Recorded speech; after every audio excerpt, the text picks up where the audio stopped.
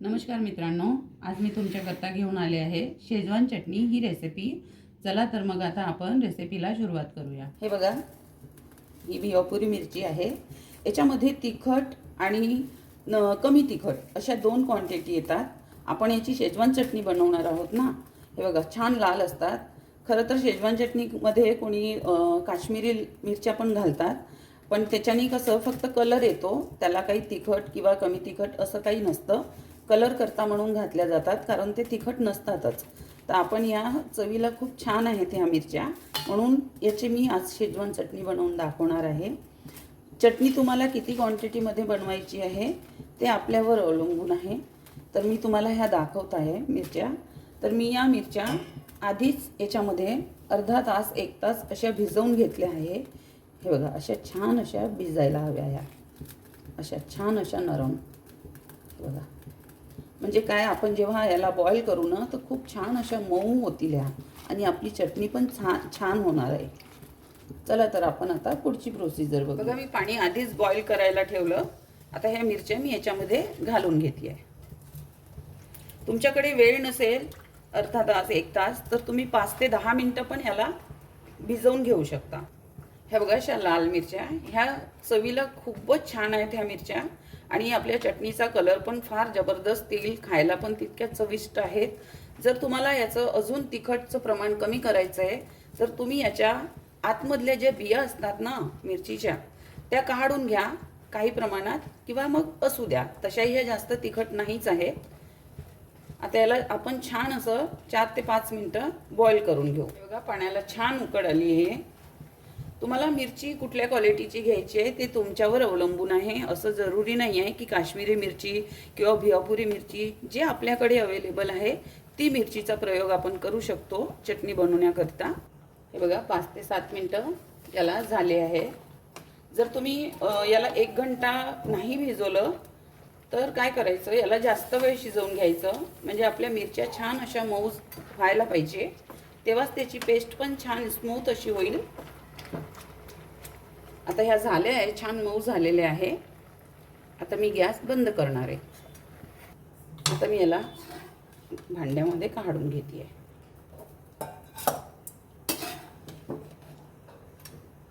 हे जे आपण मिरची उकडून घेतली आहे, बॉईल करून घेतली आहे, त्याचं पाणी फेकायचं नाही, कारण आपल्याला पुढे ह्या पाण्याचं काम पडणारच आहे।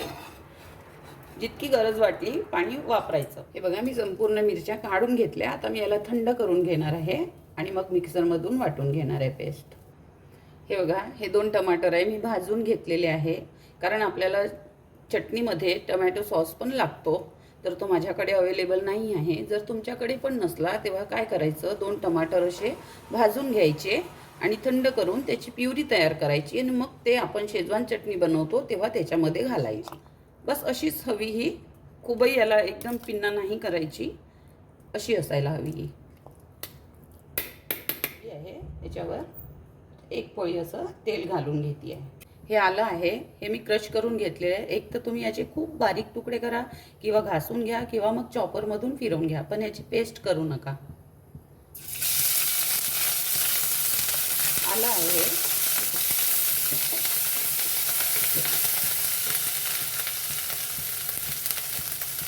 आणि हे लसूण आहे, गार्लिक, याला पण मी क्रश करून घेतलेलं। आपल्याला चटणी नाही करायची, त्याची पेस्ट नाही करायची। आता याला छान असं तेलामध्ये भाजून घ्यायचं। हे बघा, आपलं आलं आणि हे लसूण छान झालेलं तेलामध्ये। याला खूप लाल नाही करायचं आपल्याला, त्याचा बस एक कच्चेपणा थोडा निघाला की बस। आता हे झालेलं आहे। आता याच्यामध्ये मी ही मिरचीची पेस्ट घालून घेतली आहे। बघा, छान असा कलर आलेला आहे। काश्मीरी मिरची आपल्याला याच्यात घालायची गरजही लागलेली नाही, तुम्ही पण अशाच मिरच्या वापरा।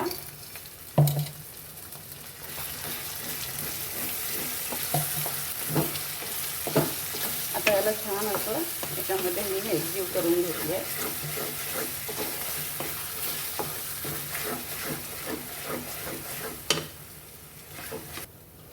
हे बघा, याच्यामध्ये मला आता याला शिजवता एक 5 मिनिटं झालेली आहे. आता याच्यामध्ये मी हे जे टमाटर प्युरी तयार केलेली ती घालून घेते आहे. सॉस नसला तर आपण अशी घरी टमाटर प्युरी पण रेडी करून घालू शकतो. टेस्ट याची तीच येणार आहे, काही वेगळी येणार नाही आहे.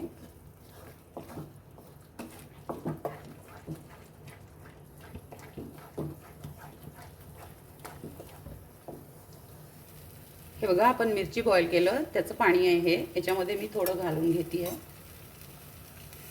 थोडं तुम्हाला लागलं तितकं.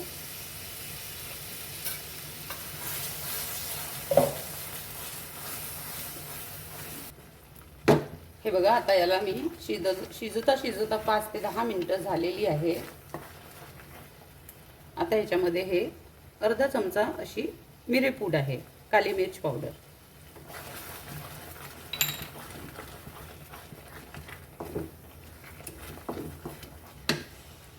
आणि हे 2 चम्मच साखर आहे. साखर नाही खात असाल तर तुम्ही गूळ पण याच्यामध्ये घालू शकता. हे एक चटणीचं एक तिखटाचं बॅलन्स करण्याकरिता म्हणून, आणि खूप छान अशी चव पण येते आणि म्हणून त्याच्यामध्ये हे थोडं गोडवा घालायचा, साखर म्हणा किंवा गोड म्हणा. आणि हे 1 ते पाऊण चम्मच मीठ आहे. मीठ आपल्या चवीनुसार घालायचं, कमी जास्त. आणि हे 2 ते 3 चम्मच विनेगर आहे, एक आंबटपणा यावं म्हणून चटणीला, आणि खूप छान फ्लेवर पण येतो.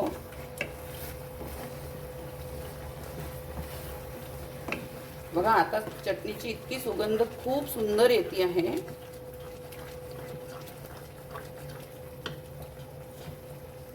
आणि हे आपलं कोथिंबीर आहे ना, त्याच्या ह्या दांड्या आहेत मागच्या कापून घेतल्या, कोवड्याच टाकायच्या, खूप जठर अशा नाही टाकायच्या, त्या टाकून घेते आहे. यानी पण याचा फ्लेवर दुप्पट होतो.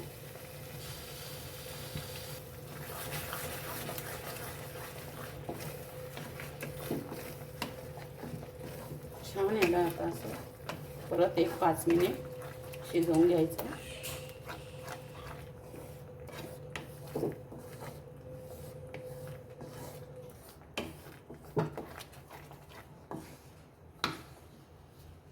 याला एक 5 मिनिटं गॅस थोडी कमी करून झाकून ठेवणार आहे.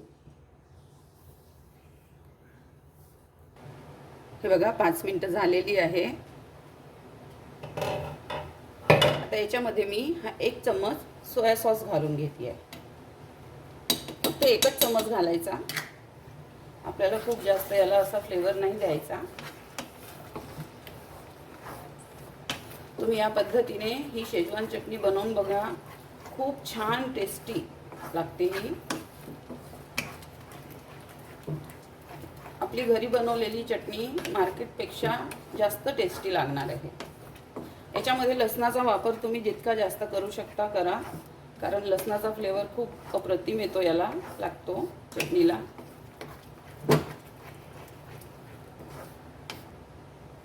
हे बघा, आपली चटणी रेडी झाली. खूप छान असा कलर आला आणि याची सुगंध पण इतकी छान येते आहे, खूप छान. आता मार्केटमधून नाही आणायचं, घरी छान असं बनवायचं चटपटी चटणी, शेजवान चटणी, आणि मजा घ्यायची. अशी होती ही शेजवान चटणीची रेसिपी. तुम्ही या पद्धतीने बनवा.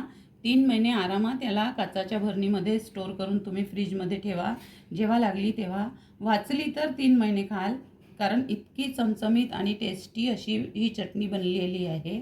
मी टेस्ट केलेली आहे आणि खूप छान बनते. आता शॉपमधून आणायची काही गरज नाही, घरी बनवा, स्टोर करा आणि आरामात खा. चपातीसोबत खा, ब्रेडसोबत खा.